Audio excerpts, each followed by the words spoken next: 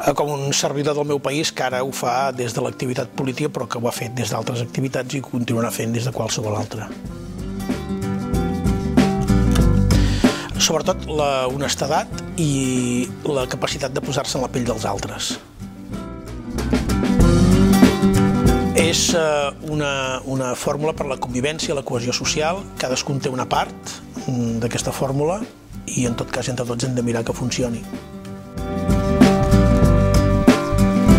Escultura són les lletres toves de Paco Torres Monzó, que formen part indestriable de la vida de molts de gironins i m'emocionen particularment. Pintura moltes, però segurament hi hauria Velázquez i Vermeers, segur. No n'he tingut perquè per la meva formació i per la meva vida m'he donat poc a aquest tipus d'activitats i em costaria molt trobar una persona que jo hagués considerat ídol a la meva adolescència. Tots aquells que han causat atrocitats a la humanitat, i en tenim a totes les èpoques, no només al segle XX, que n'hi ha alguns que coneixem molt bé, però sinó repassant al llarg de la història i alguns de ben propers, que les seves atrocitats han marcat les nostres vides. Aquells que des de la senzillesa i l'anonimat han canviat el món, i d'això hi ha un prototipus que és l'Anna Frank.